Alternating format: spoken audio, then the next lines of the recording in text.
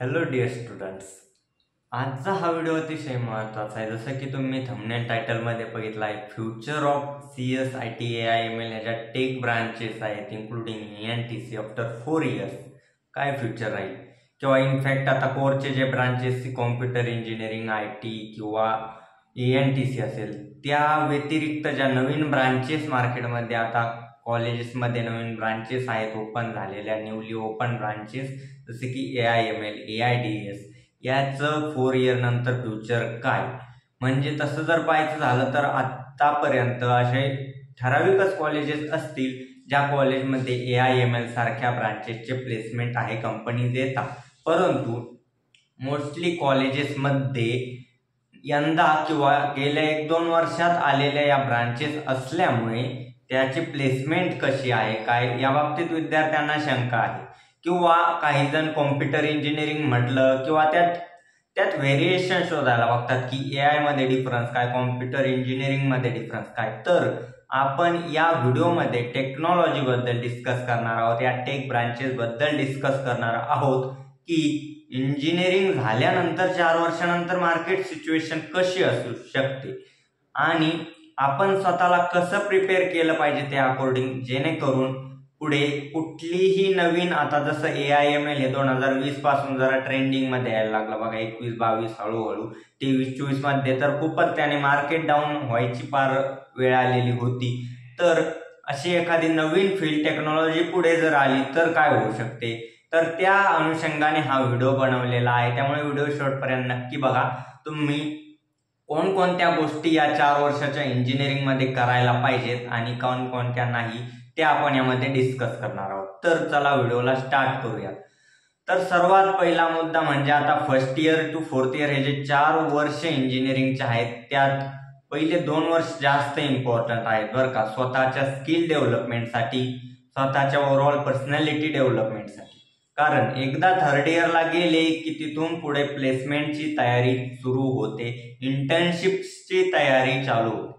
त्यामुळे पहिले जे 2 वर्ष आहेत ना, त्यात तुम्ही जितका स्वतःवरती फोकस द्याल ना, स्वतःची personality development, communication skills development, most important factor in campus recruitment किंवा इव्हन ऑफ कॅम्पस जरी आपण विचार केला तिथे देखील कम्युनिकेशन स्किल तर मस्ट आहेच. परंतु जो रेझ्युमे असतो, स्किल्स असतात, स्किल्स ज्या मॅटर करतो, आपण म्हणतो ना स्किल्स आर मोस्ट इम्पॉर्टंट.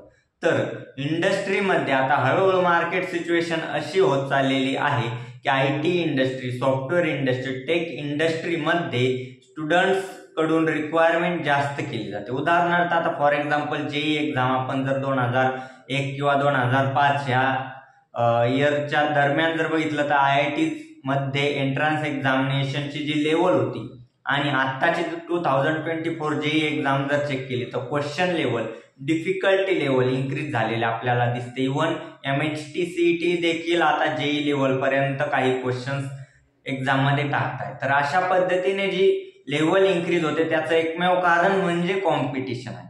तर या कॉम्पिटिशनमुळे काय होत आहे बघा, जी टफनेस वाढत आहे त्याने स्किल्ड इंजिनियर्सची रिक्वायरमेंट देखील जास्त वाढत आहे बघा.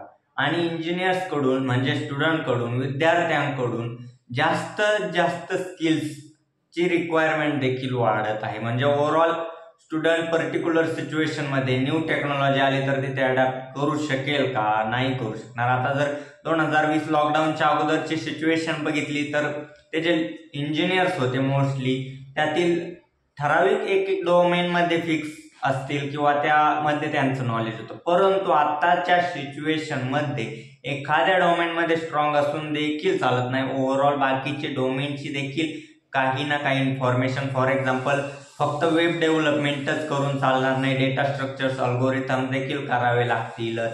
म्हणजे असे मल्टिपल स्किल्स अडॅप्ट कराव्या लागणार आणि कंटिन्युअस लर्निंग तर IT इंडस्ट्रीमध्ये ठेवावीच लागणार जर IT इंडस्ट्रीमध्ये टिकून राहायचं असेल तर.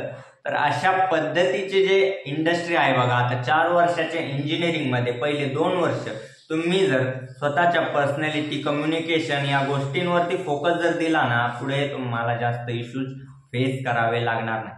आता मोस्टली मी काही विद्यार्थी बघतो जे फर्स्ट इयर पासून खूप अभ्यास करतात, म्हणजे फक्त अभ्यासच करतात, दुसरं तर काही एक्स्ट्रा करिक्युलर जी ऍक्टिव्हिटी म्हणतो आपण मोस्ट इम्पॉर्टंट आहे बरं का एक्स्ट्रा करिक्युलर.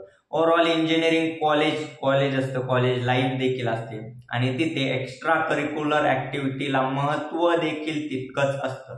त्यामुळे कॉलेज देखील चूज करताना असं चूज केलं जिथे एक्स्ट्रा करिक्युलर ऍक्टिव्हिटीजला प्राधान्य दिलं जातं तर उत्तमच राहील. किंवा जरी आपल्या समजा आता एखाद्या विद्यार्थ्याला एखादं कॉलेज अलॉट झालं आणि त्यात extra curricular activities, personality development activities जास्त घेतल्या जात नसतील, क्लब्स जास्त नसतील, तर तो काय करू शकतो, तर त्याला देखील ऑप्शन्स आहेत. इतर कॉलेजेसच्या ऍक्टिव्हिटी असतातच, नॅशनल लेवल असतात, स्टेट लेवल ऍक्टिव्हिटीज असतात, तिथे पार्टिसिपेट करू शकतो, कॉम्पिटिशन्स मध्ये पार्टिसिपेट करू शकतो, जेणेकरून त्याला त्याचा नक्कीच काही ना काही फायदा, एक्स्ट्रा करिक्युलर हा जो मुद्दा आहे ते काही ना काही त्याला नक्कीच टाकता येईल. तर अशा पद्धतीने तुम्ही इंजिनिअरिंगचे जे 4 वर्ष आहेत ओव्हरऑल त्याचा जो प्लॅन डिटेलमध्ये डिस्कस करायचा झाला तर सेपरेट व्हिडिओ बनवेलच नक्की मी. परंतु या व्हिडिओमध्ये जे फ्युचर ऑफ टेक इंडस्ट्री आहे थोडासा तरी आयडिया आलेला असेलच की आपण म्हणतो IT इंडस्ट्रीत पॅकेज भरपूर, परंतु ओव्हरऑल इन द सेन्स म्हणायचं झालं की 15 लाख इंजिनियर्स इंडियामधून दरवर्षी पासआउट होतात, तर त्याचे अराउंड 2.5 लाख पर्यंतच इंजिनियर्सला जॉब्स मिळतात आणि त्यातील देखील मोस्टली आपण म्हटलं तर साधारण 2% engineers are there, only those who get payment above 8 LPA. तर अशी सिच्युएशन आहे. आणि कंपनीमध्ये आता AI म्हणतो आपण रिप्लेस करू शकेल का, सध्या तरी AI सॉफ्टवेअर इंजिनियर्सला रिप्लेस करू शकत नाही, परंतु इन फ्युचर AI मध्ये न्यू मॉडेल जनरेट होतात, न्यू अपडेशन्स होतात, तर त्यानुसार अशी सिच्युएशन येऊ पण शकेल की बरेचसे काम ऑटोमेट होऊन जातील, परंतु इंजिनियर्सची रिक्वायरमेंट ही लागणारच. आणि इंडस्ट्रीमध्ये आपण असे काही प्रोफेशनल्स बघतो जे की टॉपला पोहोचलेले असतात आणि ते इरिप्लेसेबल असतात, ते कुठल्याही सिच्युएशन मध्ये अडॅप्ट करू शकतात. तर आपण तसं कसं बनू शकतो, इंडस्ट्रीमध्ये टॉपला कसं जाऊ शकतो, त्यासाठी स्वतःमध्ये काय काय चेंजेस करावे लागतील. सर्वात महत्वाचं म्हणजे स्वतःचा माइंड तर ओपन ठेवावं लागेलच, नाहीतर आपण दुसऱ्याने एखादी गोष्ट सांगितली का आपण म्हणतो नाही तुझं काय बरोबर नाही, मी म्हणतो तेच खरं, म्हणजे असं म्हणून चालणार नाही. स्वतःचा माइंड तर ओपन ठेवावाच लागेल डेफिनेटली.